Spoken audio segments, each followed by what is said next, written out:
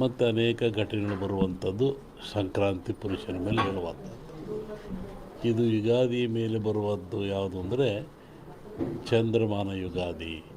ಚಂದ್ರನನ್ನು ಆಧಾರವಾಗಿರಿಸಿಕೊಂಡು ಮಳೆ ಬೆಳೆ, ನಾಡಿನ ಸುಭಿಕ್ಷತೆ, ಆಗುಹೋಗುಗಳು, ರಾಜರು, ಆಳ್ವಿಕೆಗಳು, ಅವಘಡಗಳು, ದುಃಖ ದುಮ್ಮಾನಗಳು, ಸಂತೋಷಗಳು, ಇದ್ರ ಮೇಲೆ ಹೇಳುವಂಥದ್ದು ಯುಗಾದಿಯ ಸಂವತ್ಸರ ಫಲ ಅಂತ. ಇನ್ನೂ ಒಂದು ತಿಂಗಳು ಲೇಟ್ ಇದೆ ಯುಗಾದಿ, ಅದರಿಂದ ಆ ಫಲಗಳ ಹೇಳೋದು ಸ್ವಲ್ಪ ಕಷ್ಟ. ಈಗ ನೀವು ಕೇಳುವಂಥದ್ದು ಏನು ಅಂತಂದರೆ ಮಳೆ ಬೆಳೆಗಳು, ಆರೋಗ್ಯ ಮುಖ್ಯವಾಗಿ.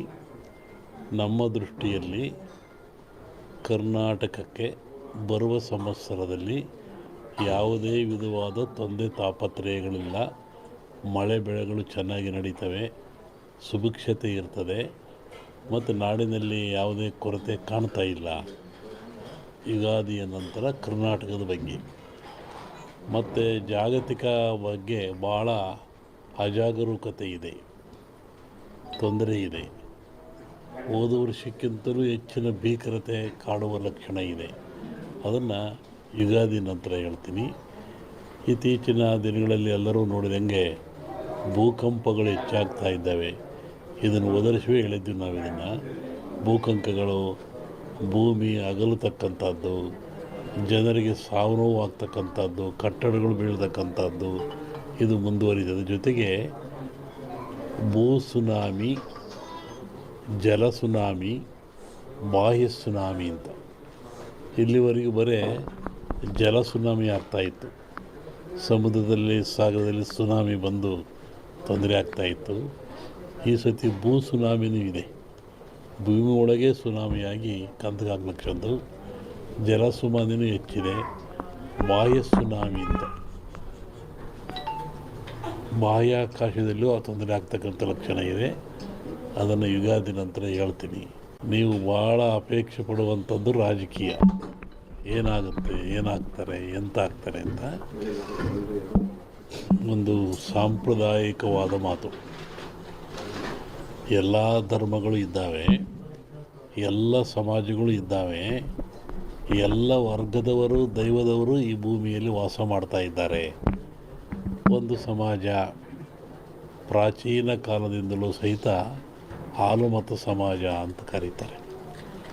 ಹಾಲುಮತ ಸಮಾಜ ಅಂದರೆ ಅವರು ಅಡವಿಯಲ್ಲಿದ್ದು ಕುರಿಗಳನ್ನು ಸಾಕಿಕೊಂಡು ಕುರಿಯ ಇಕ್ಕೆಯಲ್ಲಿ ಲಿಂಗವನ್ನು ಕಂಡು ದೈವಾರಾಧನೆ ಮಾಡಿಕೊಂಡು ಬಂದಂಥ ಒಂದು ಸಮಾಜ. ಪ್ರಕೃತಿಯ ಮೇಲೆ, ಗಾಳಿಯ ಮೇಲೆ, ಭೂಮಿಯ ಮೇಲೆ ಅವರು ಅಡವಿಯಲ್ಲಿದ್ದ ಕಂಡದ್ದು, ತಿಳಿದದ್ದು, ನೋಡಿದ್ದು, ಅನುಭವಿಸಿದ್ದನ್ನು ಹೇಳ್ತಾ ಬಂದಿದ್ದಾರೆ. ಅದು ಕುರುವಿನ ರಟ್ಟು. ಕೆಲವು ಕಡೆ ಕುರುಬು ರಟ್ಟು ಅಂತಾರೆ, ಅದು ಕುರುಹಿನ ರಟ್ಟು. ಮುಂದೆ ಏನಾಗಿ ಕುರು ಅಂತ ರಟ್ಟು ಅಂತಕ್ಕಂಥದ್ದು. ಹಾಲು ಕೆಟ್ಟರು ಹಾಲು ಮತ್ತು ಸಮಾಜ ಕೆಡಲ್ಲ ಅಂತಾರೆ. ಹಕ್ಕ ಬುಕ್ಕರು ವಿಜಯ ಸಾಮ್ರಾಜ್ಯವನ್ನು ಕಟ್ಟಿದರು. ಇದು ಹೇಳೋ ಉದ್ದೇಶ ಏನು ಅಂತಂದರೆ, ಇವತ್ತು ಹಾಲುಮತ ಸಮಾಜದವ್ರ ಕೈಲಿ ರಾಜ್ಯದ ಅಧಿಕಾರ ಇದೆ. ಬಿಡಿಸಿಕೊಳ್ಳೋದು ಸುಲಭ ಅಲ್ಲ. ಅವರಾಗೇ ಬಿಡಬೇಕೆ ಹೊರತು ನೀವು ಬಿಡಿಸಿಕೊಳ್ಳೋದು ಸುಲಭವಲ್ಲ. ಮುಂದಿನ ವಿಚಾರವನ್ನು ಯುಗಾದಿ ಮೇಲೆ ಹೇಳ್ತೀವಿ. ಹಾಗಾಗಿ ಮುತ್ತುಗ ಇವೆಲ್ಲ ಬರ್ತವೆ. ಒಂದೊಂದು ಗಿಡದಲ್ಲಿ ಒಂದೊಂದು ಶಕ್ತಿ ಇರ್ತದೆ, ಒಂದೊಂದು ಫಲವನ್ನು ಕೊಡ್ತವೆ.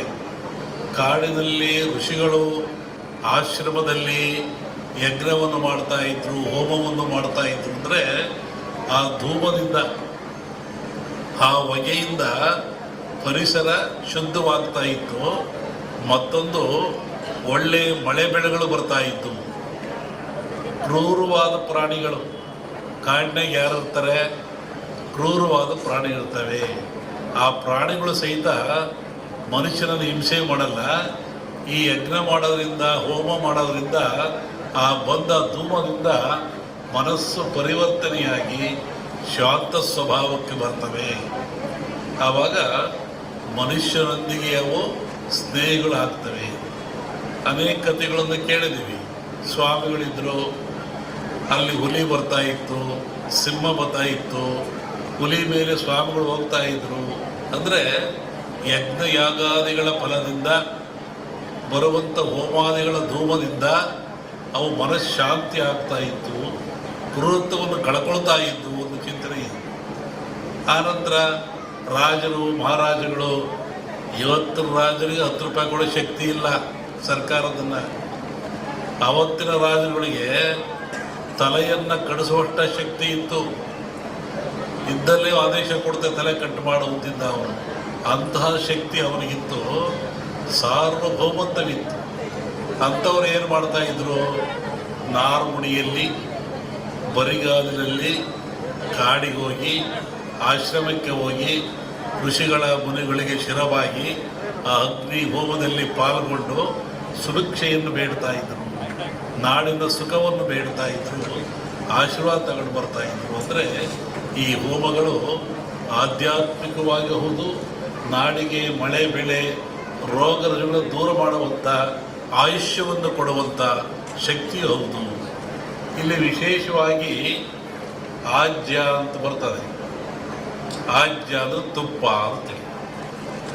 ನಾನು ಬರ್ತಾ ಬೆಳಿಗ್ಗೆ ಆಗಲೇ ಹೇಳ್ತಾ ಇದ್ದೆ, ನಮ್ಮ ಹತ್ರ ಬಂದಾಗ ಯಾವುದನ್ನು ಆಜ್ಯ ಅಂತ ಕರಿತೀವಿ, ಆಜ್ಯದ ಮಹತ್ವವೇನು? ಹಾಲು ಕರಿತೀರ ನೀವು, ಹಾಲನ್ನು ಕರಿತೀರ, ಅದರ ಆಯುಷ್ಯ ಎಷ್ಟು? ಹಾಲಿನ ಆಯುಷ್ಯ, ಹಾಲು ಕರೆದ ಹಾಲಿಗೆ ಆಯುಷ್ಯ ಎಷ್ಟು? 12 ಗಂಟೆ. ಹಾಲು ಕರೆದ 12 ಗಂಟೆ ಮೇಲೆ ಅದರಿಂದ ಸುಖನೂ ಆಗ್ಬೋದು, ದುಃಖನೂ ಆಗ್ಬೋದು. ನಾನೀಗ ಒಂದು 2-3 ತಿಂಗಳು ಹೇಳಿದ್ದೆ, ಪ್ರದೇಶದಲ್ಲಿ ಮಳೆ ವಿಪರೀತ ಆಗ್ತದೆ, 2 ರಾಷ್ಟ್ರಗಳು ಮುಳುಗ್ತವೆ, ಬಾಂಬ್ ಸ್ಫೋಟ ಇದೆ, ಜನಜಂಗುಳಿ ಆಗ್ತದೆ, ಜನ ಸಾಯ್ತಾರೆ, ಆಮೇಲೆ ಯುದ್ಧ ಭೀತಿ ಇದೆ, 1-2 ಜನ ಪ್ರಧಾನಿಗಳು ಸಾಯ್ತಾರೆ. ಒಂದು ಸತಿ ಎಲ್ಲ ಹೇಳಿದ್ದಲ್ಲ.